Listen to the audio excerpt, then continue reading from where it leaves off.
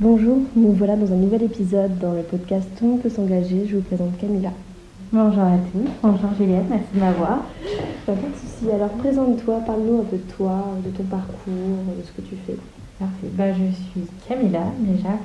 Je suis originairement du Mexique, du coup j'ai vécu là-bas 19 ans. Après j'ai pris une année sabbatique. J'ai été au pair en Italie et après j'ai commencé mes études à Lyon en traduction anglais-italien, en management.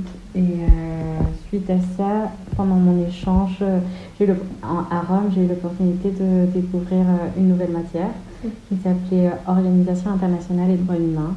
Et ça m'a permis de me rediriger en master vers des études plutôt de géopolitique, coopération euro-méditerranéenne, où j'ai découvert les enjeux sécuritaires de la région. Et principalement, un des enjeux sécuritaires, même si moi j'aime pas le dénommer comme ça, c'est la migration. Et j'ai découvert le milieu de la migration et j'ai beaucoup apprécié, notamment dans des contextes de conflit comme il peut y avoir dans le Moyen-Orient, dans les Balkans. C'était super intéressant. Et voilà, après j'ai fait mon stage de fin d'études au sein d'une ONG internationale. J'ai beaucoup aimé. Je viens de finir mon master il y a quelques mois. Le temps passe vite, c'était il y a plus qu'il y a quelques mois, c'était presque il y a un an. Et du coup, voilà, j'ai commencé à chercher du travail et je me suis retrouvée chez Singa, heureusement. Et petite question, pourquoi le service civique? Comment tu as trouvé le service civique et pourquoi t'engager en tant que volontaire dans le programme service civique?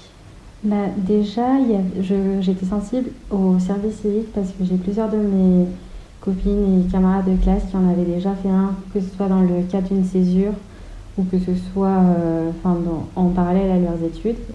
Je savais que c'était des missions d'intérêt général. Après, je ne m'étais pas penchée autant que ça sur le service civique parce que je savais que c'était un truc que je ne pouvais pas faire en parallèle de mes études et vu que j'avais déjà pris une année sabbatique et après, vu que j'étais en 2 licences au moment où je suis partie en Italie, j'ai dû mettre en stand-by l'autre. Ça fait quand même que j'ai entre guillemets perdu 2 ans de ma vie, même si je ne le vois pas du tout comme ça parce que j'ai énormément appris.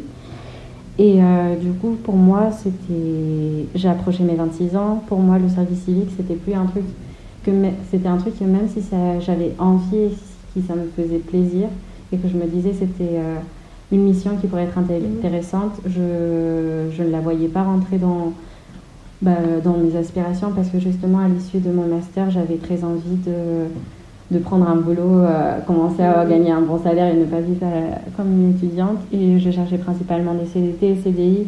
Et aussi, mon but, c'était de partir de la France parce que j'avais très envie Ça faisait quand même déjà 1 an que je n'avais pas bougé. Et j'avais très envie de redécouvrir le monde. Et ça m'est tombé par hasard quelques semaines avant de mon 26e anniversaire. Et d'ailleurs, j'ai fait mon premier entretien, c'était avec M, justement. Et une fois que je suis rentrée dans l'espace de travail et que j'ai rencontré un peu les personnes qui travaillaient dans cet espace, déjà il y avait cet aspect-là qui m'a vraiment attirée parce que je voyais que c'était une population qui était très jeune, qui était très engagée, on avait un peu les mêmes idéaux, les mêmes aspirations, on travaillait tous vers la construction d'une société meilleure. Après, avec des thématiques différentes, mais un peu l'idée générale, c'était vraiment de construire un truc meilleur. Et après, les assos qui sont à l'intérieur, déjà, j'avais postulé chez M. Et quand justement, c'était lors de l'entretien avec la chargée de communication de M, parce que j'avais postulé pour service civico-communication, tu connais bien. Et du coup, voilà, c'est elle qui, à ce moment-là, elle avait vu sur mon CV mon intérêt vers tout ce qui était les questions de migration, de défense des droits. Elle m'a parlé de Singa, j'en avais jamais entendu parler et c'est à ce moment-là où je me suis dit, même si le service civique n'était pas vraiment mon objectif à ce moment-là, que c'était une super bonne opportunité. Et malheureusement, vu que j'ai dû envoyer 60 demandes 60 candidatures à l'ensemble d'entreprises, d'ONG, d'associations et tout confondu, en France, en Italie, en Grèce, au Moyen-Orient, un peu partout, et que j'avais pas eu de retour positif parce que justement, même si j'avais toutes ces études, il me manquait de l'expérience. Et ce qui n'était pas simple parce que justement, je me suis redirigée au niveau de master. Du coup, ma seule expérience, ça restait les 6 mois que j'avais eu à l'issue de mon master. Et je me suis rendu compte qu'il me fallait cette expérience professionnelle. Et je me suis dit que ça pouvait être vraiment un très bon cas de le faire chez Singa. Et sincèrement, je suis très très contente. Et dans ta recherche de service civique, avant du coup la rencontre avec Zoé qui t'a orienté vers Singa, et puis après ta sélection de Singa, est-ce que ton passif avec tes études, avec la migration, ça a pesé dans la balance dans ton choix? Vis-à-vis du service civique, Oui. bah là-bas, je ne cherchais pas vraiment de service civique. Vraiment, le seul poste auquel j'ai candidaté, c'était celui à M. Et du coup, c'était après que ça a été redirigé. Moi, c'était plutôt une question financière parce que ça reste un statut assez précaire, même si le contenu est super bien. Toute ma famille habite au Mexique et je suis financièrement indépendante. C'est vrai que pour moi, le service civique, c'était un truc. Et même au début, je me suis dit peut-être que je pourrais commencer quelques mois, mais au bout de, je ne sais pas, 2-5 mois, chercher quelque chose qui soit plus stable.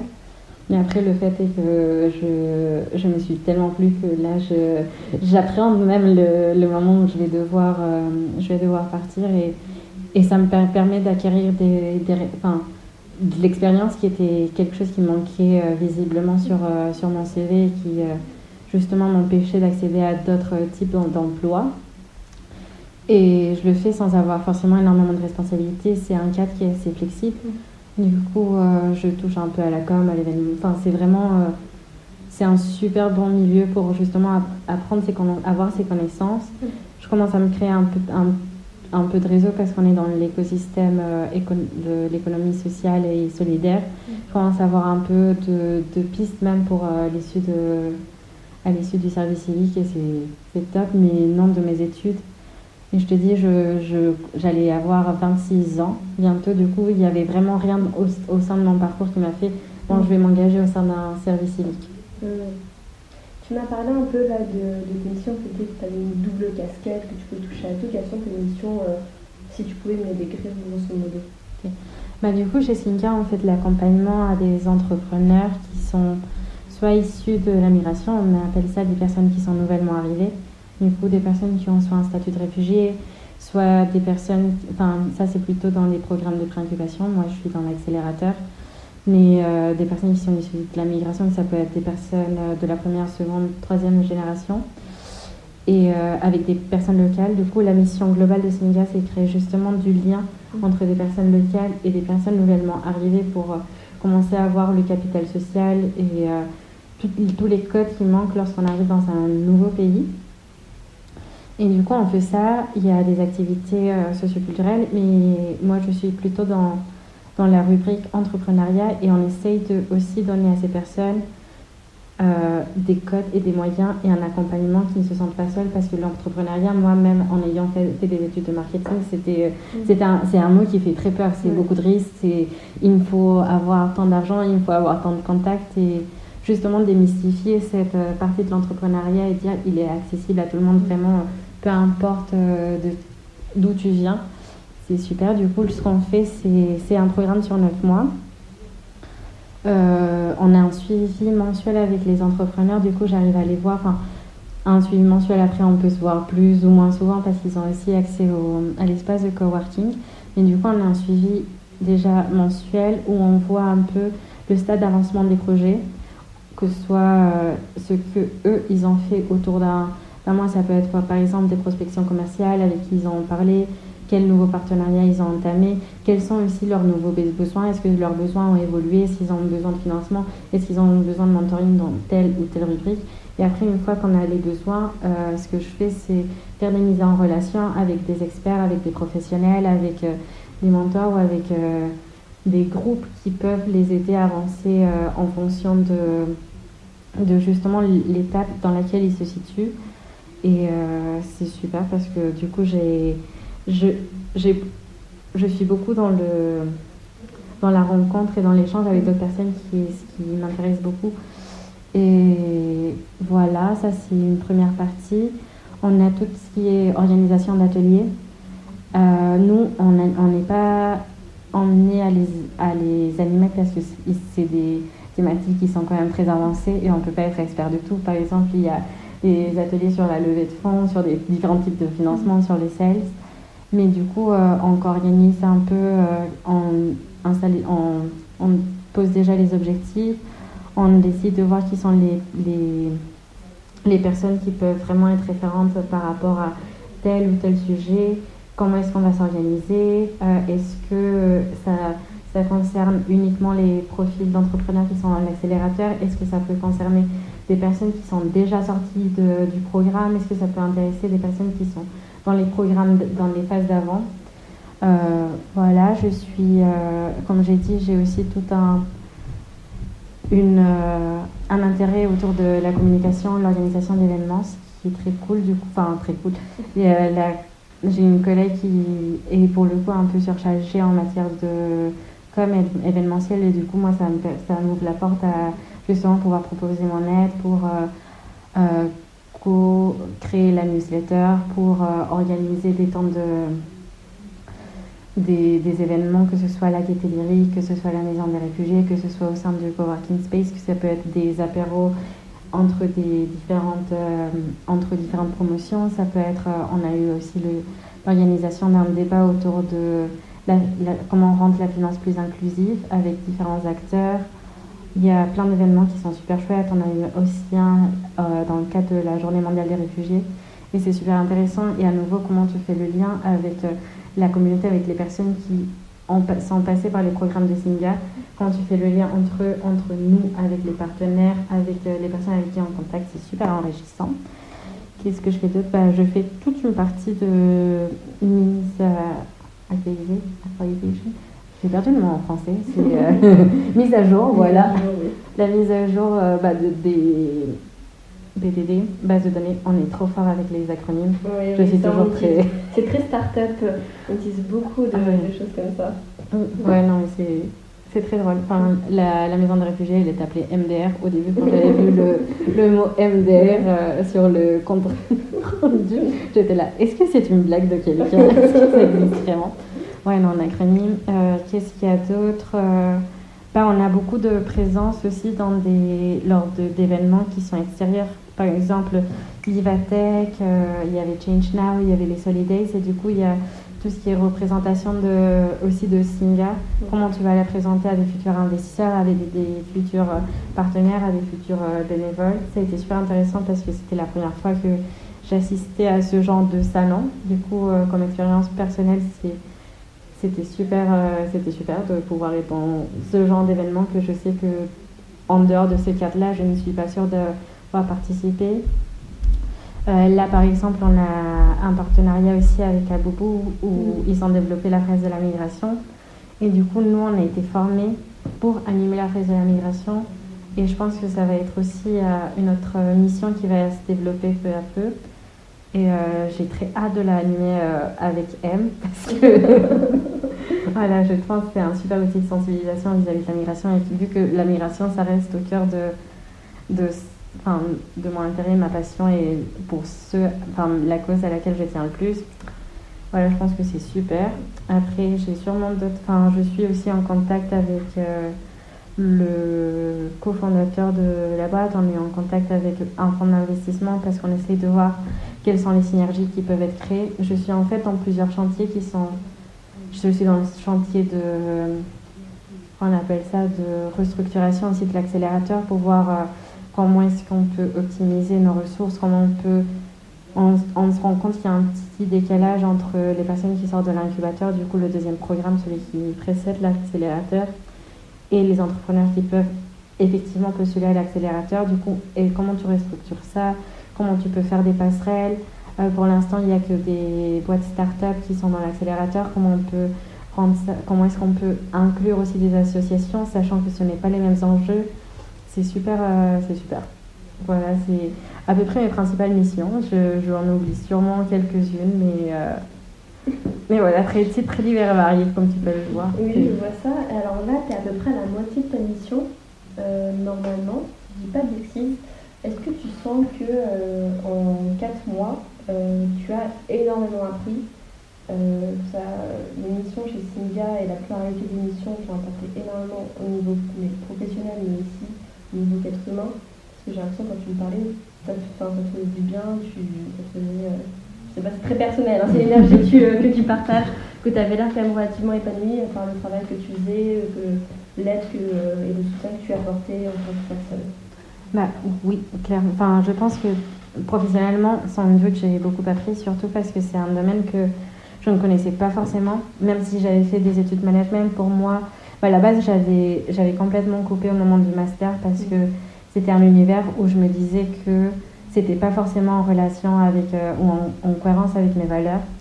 Et justement, le fait de travailler chez Singa et de voir que, bah oui, il y a le monde des startups qui ne doit pas absolument être focus sur la création d'argent sans tenir en compte de l'impact que cela peut avoir sur que ce soit l'environnement, que ce soit sur la société, il y a des projets, des porteurs de projets, des organisations qui justement défendent la création de start-up, d'associations, c'est toujours en intérêt général, mais plutôt oui, des start-up et des trucs très tech et tout, que ça puisse être utilisé au profit de la société. J'ai beaucoup appris, notamment dans ce sens-là. J'ai découvert un nouveau écosystème. Au début, j'étais complètement perdue parce qu'il y a tellement de... C'est un univers qui était un peu caché pour moi. Et le fait de découvrir cet écosystème et de découvrir tous les acteurs et toutes les différentes organisations, associations, les différentes boîtes qui se mobilisent et avec lesquelles tu peux aussi créer des synergies. Au début, j'étais complètement perdue, On me parlait de ci, on me parlait de ça. Et déjà, du coup, j'ai appris à connaître et à découvrir cet univers-là, de tout ce qui gravite autour de la construction de l'entrepreneuriat aussi. J'ai beaucoup appris. Beaucoup. Après, je ne sais pas si je voudrais me lancer dans l'entrepreneuriat parce que je suis quand même quelqu'un qui est très risk adverse. Je ne sais pas, très sensible au risque. Mais de voir tout. Mais moi, je suis complètement admirative de tous les porteurs de projets. On accompagne déjà, c'est des personnes humainement qui sont géniales. Et de deux, j'apprends, à chaque échange que j'ai avec eux, j'apprends beaucoup, que ce soit dans leur domaine de travail, que ce soit dans l'alternance, soit dans la création d'ateliers, dans la création de cosmétiques et autres, NFT, blockchain et tout, mais aussi de manière globale. C'est surtout grâce aux ateliers justement auxquels on peut participer que j'apprends un peu plus sur la posture en soi, comment tu vas, si jamais je voulais aller démarcher des prospects commerciaux, comment t'y prendre, quels sont les temps forts. J'ai beaucoup appris. Après, c'est des choses il y a beaucoup de choses qui ne sont pas forcément mobilisables tout de suite dans le milieu professionnel, mais que je sais que je garde en moi et qui seront toujours utiles. Et après, comme tu as dit, oui, l'expérience humaine, l'expérience personnelle, c'est ce que je retire le plus. Déjà, le cadre, c'est un cadre chez Singa et j'ai l'impression qu'aussi chez M et dans l'ensemble des structures qui travaillent à Kiwanda, il y a une horizontalité. Du coup, le fait d'être service civique, normalement, j'ai l'impression que lorsqu'on est stagiaire service civique ou qu'on a des contrats un peu plus précaires, on n'est pas très entendu, très écouté, on ne participe pas beaucoup. Et là, ce que j'aime beaucoup, c'est vraiment qu'il y a une horizontalité à toutes les échelles. Une bienveillance, c'est ça. Il y a une super... Ouais, c'est un cadre, c'est un environnement de confiance où déjà tu sens que tu peux partager, que tout ce que tu vas dire va être pris en considération, va être pris au sérieux, que ta voix compte comme celle de quelqu'un d'autre. Et c'est à nouveau ce que j'aime beaucoup avec Singa, c'est qu'on a cette horizontalité, que ce soit au niveau interne, mais aussi, c'est pas une organisation qui va dire je vais aider les réfugiés. Parce qu'on n'est pas dans cette condescendance, on n'est pas dans cette relation de pouvoir. C'est quelque chose qui est très horizontal, où on voit la valeur, où je sens, du moins à travers mon expérience, et moi peut-être je me loupe, mais je sens vraiment que chaque personne est vue on est des individus, on est vu avec toute la valeur ajoutée qu'on ramène à la table, avec toutes nos compétences, et c'est très gratifiant de savoir que peut-être je n'ai pas la même expérience que telle ou telle personne, j'ai beaucoup moins d'années de travail ou dans ce milieu-là, mais que je me sens valorisée dans tous les échanges et dans tous les apports que j'ai à faire. coup, c'est ouf. Et comme je t'ai dit, d'être dans un environnement avec des jeunes, ça donne beaucoup d'espoir Dans la dans, génération. oui, dans le fait que le monde va avancer de manière positive et qu'il y a des personnes qui se mobilisent. Il y a beaucoup de personnes qui se mobilisent pour X ou X. Enfin, je ne dis pas qu'on est tous sensibles aux mêmes causes, mais qu'il y a l'ensemble des personnes qui travaillent à Kiwanda, j'ai l'impression qu'ils ont des causes qui leur tiennent à cœur et pour lesquelles ils se mobilisent. Et c'est très gratifiant de voir ça et ça donne espoir. Et, et c'est juste très motivant et c'est très motivant de vouloir venir travailler. Enfin, c'est une petite je ne sais pas comment le mettre, mais je suis très contente tous les jours de venir travailler. Non, mais ça c'est bien parce que ça veut dire que ton espace de travail il est sain. Ça c'est très important en fait. On entend souvent parler d'une ancienne génération qui dit oui, la jeunesse ne veut plus faire telle ou telle chose. Et la raison, c'est pas que la jeunesse ne veut plus faire telle ou telle chose, c'est qu'elle veut travailler dans un espace sain où elle est entendue, où c'est bienveillant, où on peut dire qu'aujourd'hui, on n'est pas top, que du coup, peut-être qu'on sera moins performant et un autre jour, on sera hyper performant et on a envie d'échanger avec les autres. Et ça, je trouve que c'est bien ici, comme tu dis, et tu sais, une activité dans l'espace de coworking, c'est qu'on peut parler à nos tuteurs et à nos tutrices, qui sont quand même supérieurs à nous, hein, et on a une discussion d'égal à égal. C'est-à-dire qu'il y a pas, on n'est pas paternalisé quand on est pas des enfants de 6 ans. Donc, ça pas capé. Ah non, pas du tout, mais c'est. Depuis le début, j'étais sur des tâches qui étaient. Enfin, que justement, ça m'avait étonnée. Justement, que je te dis, j'arrivais dans ce milieu et tout, je ne me connaissais pas et que juste, on m'a fait confiance très vite et on m'a laissé en autonomie. Enfin, je pense que ça dépend aussi de toi, comment tu te présentes. Moi, j'avais envie d'apprendre, j'avais envie d'être très investie, mais c'est vrai qu'on m'a donné la possibilité d'être si investie depuis le début, on m'a fait confiance et même si ils ont toujours été très à l'écoute, très patientes. Enfin, je parle notamment de Louise et Noémie, qui sont les deux personnes avec qui j'ai le plus contact parce qu'on travaille ensemble dans le même programme. Mais très patientes, dès que j'ai un doute, une question, elles sont très disponibles, toujours à l'écoute, toujours là pour expliquer des choses, pour s'assurer que c'est des choses qui me conviennent, que je suis bien, je ne suis pas débordée. Non, c'est un environnement et un cadre de travail qui est génial et qui est d'ailleurs pour ça aussi que je n'ai pas voulu arrêter mon service civique comme peut-être j'avais pensé au tout début. Au tout début, là, c'est vraiment gratifiant de voir la concrétisation de ton travail, que ce soit auprès des entrepreneurs, que ce soit dans le cadre des événements et que ce soit aussi c'est pas du respect, mais comment dire ça? Synonyme. Valorisation, mais j'ai pas envie de respecter la valorisation, mais c'est le fait que oui, on considère, on te prend comme personne et on te prend comme quelqu'un qui a beaucoup de T'as beaucoup de choses à apporter aussi. Que tu aies une valeur, que tu une valeur ajoutée, comme dire, à l'ensemble de l'association. Ouais. Voilà. Je suis totalement d'accord avec toi. J'avais une petite question parce qu'on a souligné le fait que Cynthia travaille du coup avec des personnes réfugiées. Je voulais savoir si tu penses que le soutien aux personnes réfugiées, qu'il soit économique, social, structurel, quand je dis soutien, c'est vraiment global, en France, hein, bien sûr, parce que on pourrait détailler sur les pays du monde entier. Comment tu décrirais et est-ce que tu trouves qu'il est efficace et surtout suffisant? Voilà, c'est une question un peu compliquée parce que mine de rien, quand on étudie le niveau de la migration, notamment quand c'est une cause et qu'on milite pour justement l'égalité des droits, enfin qu'on voit la migration pas comme un type mais comme des individus et vraiment être sensible au parcours migratoire, être sensible aux raisons de déplacement et tout ça, c'est un peu frustrant de voir la posture des pays européens et du coup on va parler de la France. Je pense qu'en France il y a des mécanismes, déjà avec la crise de la migration déjà on peut le voir, on sait que la France est un pays très bureaucratique. Moi j'ai la nationalité française, heureusement, parce que sinon j'aurais jamais eu la motivation de devoir faire toute la préfecture et tout ça. Du coup déjà je pense qu'il y a un système qui n'est pas forcément très clair et très simple à comprendre lorsqu'on vient d'un autre pays, parce qu'à savoir il faut d'abord passer un appel. Et si t'as pas...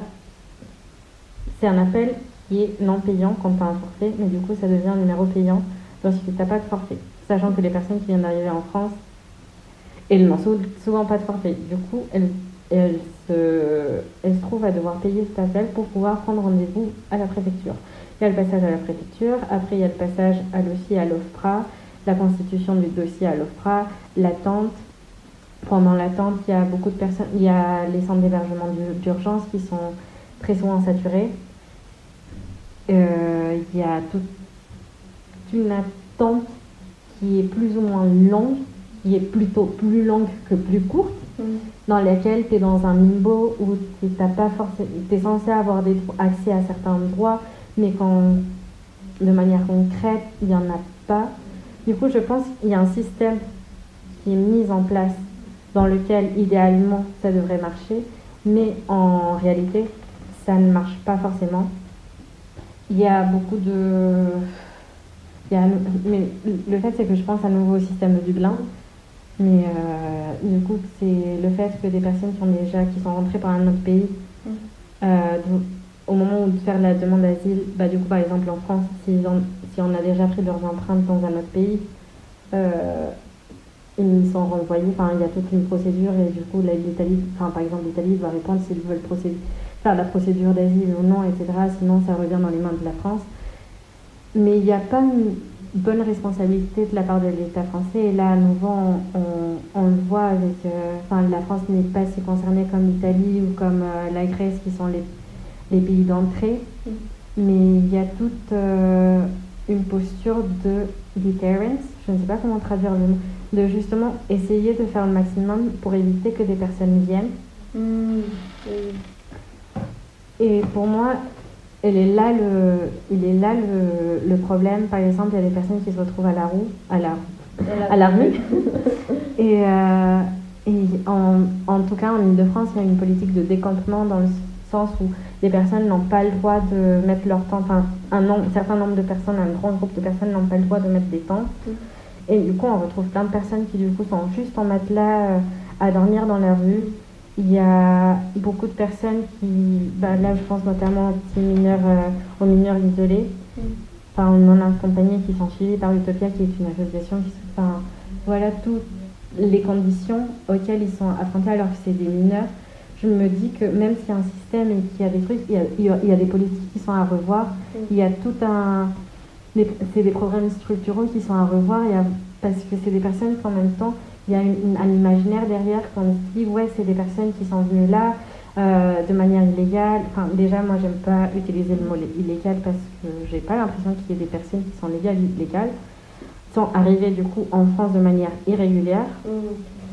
Et ça n'excuse pas le fait ces personnes, elles ont fui la guerre, il peut y avoir un tas de raisons pour lesquelles ils en fuient, mais lorsqu'on s'attaque à des mineurs qui sont censés avoir des droits, qui sont beaucoup plus vulnérables, qui doivent être protégés et qui se retrouvent à des centaines à la rue, je me dis qu'il y a forcément un problème.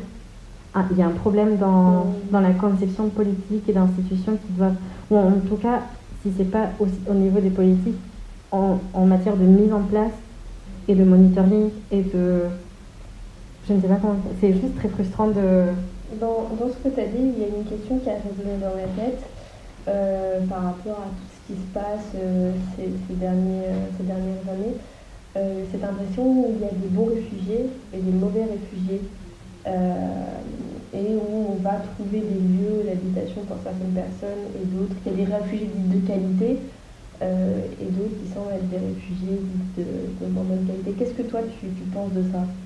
Et justement, je voulais venir ce que tu viens de dire me fait justement penser à la crise ukrainienne. Et justement, je voulais en venir dans le fait où il y a beaucoup de... On a vu qu'il y a, tout ce que je viens d'énoncer, il y en a encore des centaines et centaines de problèmes. Et que justement, on voit, la question était si c'est un problème politique, c'est un problème de moyens, c'est un problème de ressources. Mais justement, on a vu que du moment où les Ukrainiens ils ont fui, c'est un problème idéologique.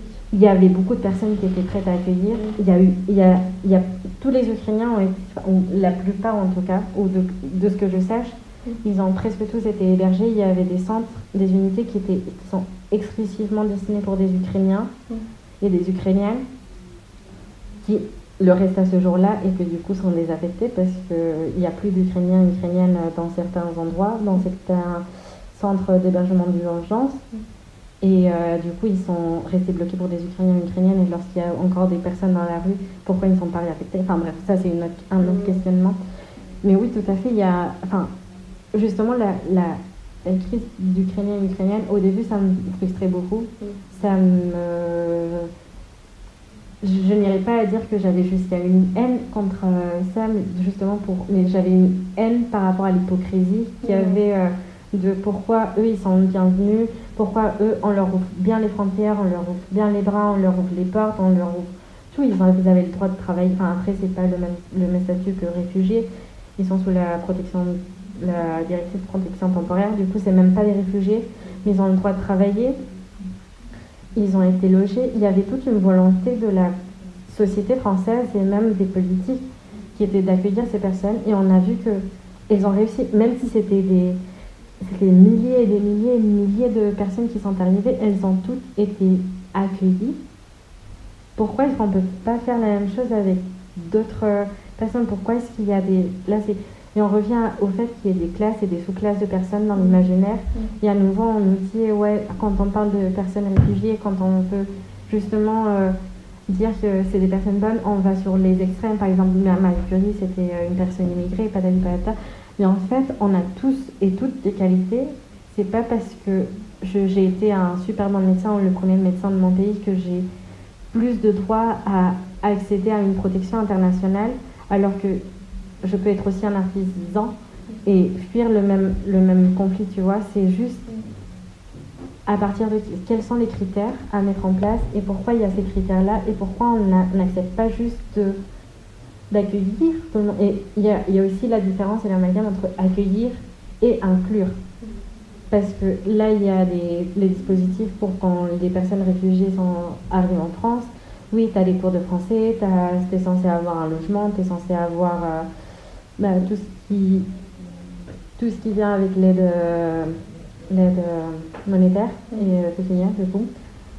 Mais une fois qu'on octroie le statut de réfugié, c'est comme si le job était fait. Ils ont le statut de réfugié, elles ont le statut de réfugié et du coup ils sont laissés pour compte propre alors qu'il y a besoin d'un accompagnement. Et pour moi c'est un truc qu'on disait dans mes cours de migration, c'est que le parcours migratoire, il ne prend pas... Le début n'est pas au moment où ces personnes quittent leur maison. Il y a toute la période imaginaire et toute la période de la planification en fait qui vient avant. Et il ne se finit pas non plus lorsque les personnes arrivent au pays où ils sont octroyés la protection internationale, mais le parcours il continue jusqu'au moment où ces personnes sont incluses ou ne sont pas incluses dans la société. Et il y a des parcours migratoires du coup qui durent toute une vie.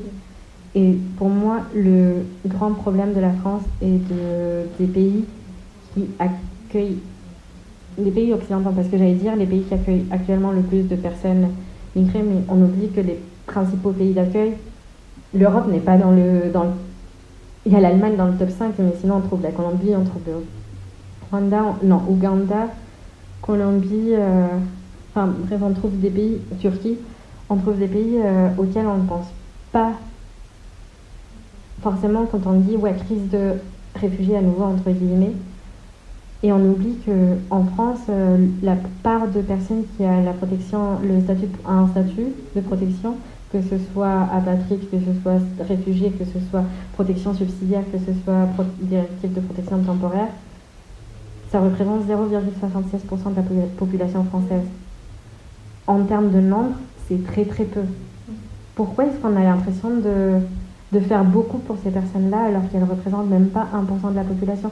J'ai l'impression que, et justement c'est ça avec Singa qui me donne espoir, c'est de voir justement qu'il y a un tas d'acteurs qui se mobilisent pour justement essayer de faire ça mieux, mais en même temps il y a un retrait ou un refus de certaines catégories de la société parce que justement elles ont peur du grand remplacement, entre guillemets, mais elles ont peur de ce il y a un imaginaire autour des personnes migrantes Mm. qui est connoté très négativement Mm. et que du coup n'a pas lieu n'a pas lieu d'être. Là récemment, je relisais des documents par rapport à la corrélation entre migration et délinquance. Et les gens ont beaucoup de mal à voir que ce n'est pas forcément lié. Après, la délinquance peut venir d'un tas de raisons, mais justement, ce refus d'inclure ces populations dites, je pense que c'est surtout lié au fait que c'est des pays du Moyen-Orient, c'est des pays où la tonalité de peau est peut-être un peu plus obscure, c'est des codes culturels qui sont différents, c'est une religion qui est différente. Il y a toute cette peur de l'inconnu ou d'autrui et de ces différences. Il y a une peur que toutes ces différences, je pense, dans l'imaginaire, que ces différences viennent absorber et viennent se greffer en quelque sorte à la culture et au code français. C'est une société qui est quand même très carrée. On a égalité, fraternité, liberté, égalité, fraternité. Et c'est très carré comme société. Et il y a cette peur que ce soit débordé même pas débordé, mais que ce soit, j'ai envie de dire, enrichi. Parce qu'en quelque sorte, l'ajout de toutes ces cultures, ça ne peut qu'enrichir la société. Mais malheureusement, il y a beaucoup de personnes qui ont justement cette barrière par rapport à ça et qui voient justement pas du tout que c'est une richesse, mais que c'est une intoxication en quelque sorte. C'est une sorte de fléau, de peste. C'est horrible à dire, mais voilà, j'oscille tout le temps entre des moments d'espoir très forts envers le changement et l'évolution des mentalités de personnes. Et justement, en 2050, il y aura, je ne sais pas combien, 50 millions de réfugiés climatiques. Je me dis, c'est quand même important de faire bouger les mentalités parce que dans quelques années, ça va pas être possible. Il va y avoir des guerres civiles tout le temps. Si on commence déjà à ce moment-là à vouloir, j'entendais un podcast l'autre jour, à vouloir construire des murs au lieu de justement faire en mode de créer des voies d'accès qui soient légales, parce que les personnes, lorsqu'il y a une guerre, lorsque tu veux te protéger toi, lorsque tu veux protéger ta famille, lorsque tu empruntes ces parcours migratoires, tu sais que tu mets ta vie en danger. Et c'est pas un mur qui va arrêter ces personnes de fuir leur quotidien, de fuir leur pays, de fuir leur situation et de chercher une situation meilleure pour leur famille. Mais du coup, si on ne peut pas agir sur les motifs et les causes de la migration, on peut au moins agir sur comment ils vont arriver, sur le fait qu'ils ne doivent pas perdre la vie en route, ou comment tu fais en sorte de bien accueillir, mieux accueillir et mieux inclure aussi. Mais voilà, c'est des gros questions. C'est vrai. Tu disais là, vers la fin, comment tu peux mieux inclure. Toi, selon toi, tes perspectives, ton expérience, ce que tu entends, les informations que tu recueilles via tes lectures, tes podcasts, qu'est-ce qui pourrait être mis en place pour améliorer en fait ce chemin de migration et permettre aux personnes réfugiées continuer d'être aidées et pas abandonnées par les politiques dès qu'il y a un tampon mis sur un papier? Je pense qu'il y a un tas de choses à faire, que ça part de l'individuel vers le plus collectif.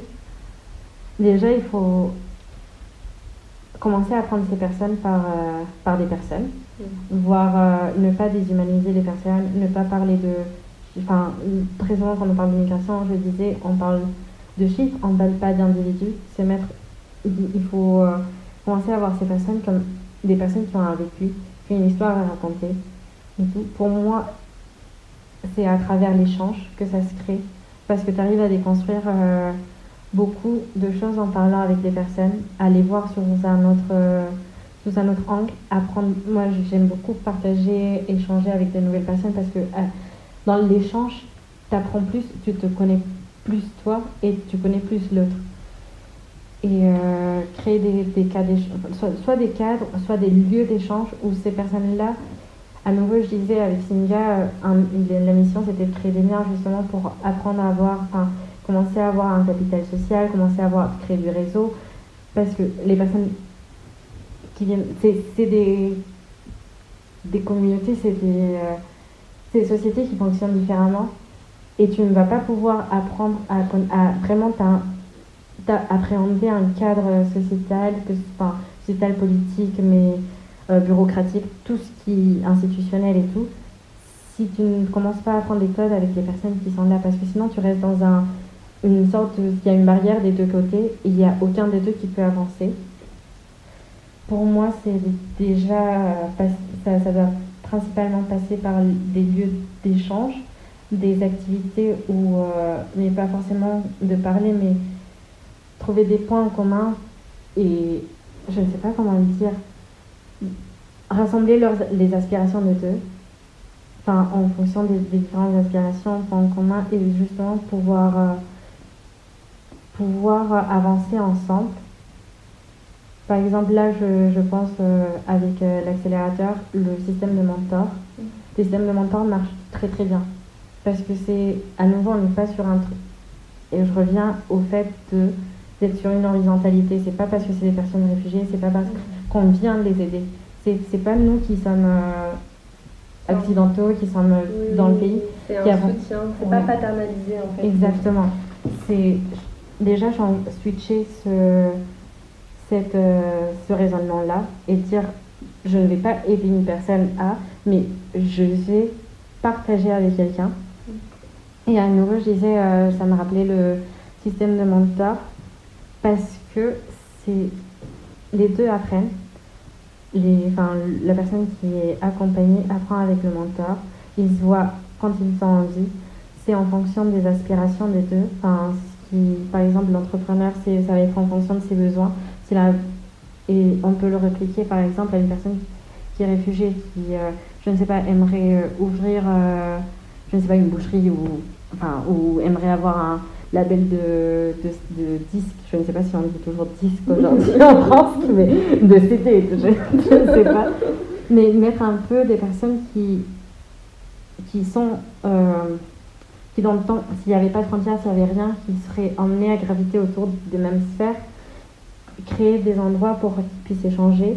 Ça passe aussi beaucoup à travers l'inclusion, ça passe beaucoup à travers vers l'éducation et le travail. Les enfants, ils passent la plupart de leur temps dans l'école et on passe la plupart du temps dans le travail. Ça doit être des cadres où les personnes, à nouveau, sont leur valeur est vue, ils sont valorisés, où on ne leur dit pas systématiquement qu'ils sont différents, où il n'y a pas de discrimination au travail, où les petits-enfants ne se font pas harceler parce que soit ils ont un accent, soit ils ont des vêtements qui sont différents, soit... Pour moi, le mot d'ordre pour l'inclusion, c'est la tolérance et le respect de l'autre et l'humanisation de l'autre. Voilà, c'est plus que vraiment des activités à mettre en place parce que là, on peut être très créatif comme activité pour inclure les personnes, mais ça passe avant tout par un changement de mentalité, exactement. Par un changement de mentalité et par une visibilité de l'autre et une ouverture et arrêter de rejeter ces personnes comme en se disant, par exemple, c'est très marquant lorsque on passe, moi j'étais avec des amis la semaine dernière à côté de Gare du Nord, il y a beaucoup de méfiance. Après, c'est Gare du Nord, il y a beaucoup de dits, etc. Mais lorsqu'on arrête d'être méfiant vis-à-vis des personnes qui ne se ressemblent pas à nous, et ça peut être applicable partout, que ce soit envers des personnes qui sont en situation de handicap, des personnes qui ont été dans le milieu carcéral ou qui sont encore, des personnes migrantes, qu'elles aient le statut de réfugié, qu'elles soient de première, seconde, troisième génération, je ne sais pas. Tout passe par arrêter d'être méfiant, arrêter de voir dans la personne qui ne nous ressemble pas une menace potentielle. Et du moment où il y aura ce shift de mentalité et qu'on sera plus ouvert à dialoguer et à échanger avec des personnes qui ne nous ressemblent en fait pas ou qui viennent d'horizons et qui ont un background, je ne sais jamais comment traduire background. Un background, ah oui, c'est fou, c'est vrai. un historique. Ouais, qui ont un vécu, enfin, voilà, qui ont des vécus différents.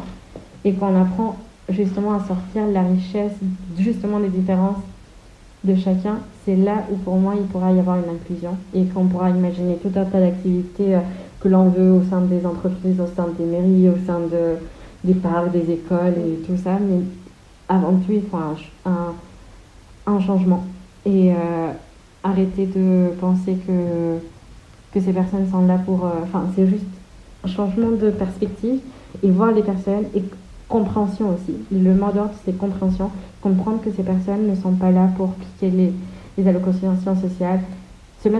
Pour moi, il faut se mettre à la place des personnes, comprendre qu'est-ce qui a fait que ces personnes sont sorties, qu'est-ce qui a fait que... Enfin, quel est le parcours qu'ils ont dû traverser, parce que très souvent, on a l'impression que les personnes, elles partent de leur pays et boum, elles se retrouvent en France. C'est pas des fois, ça peut prendre des années.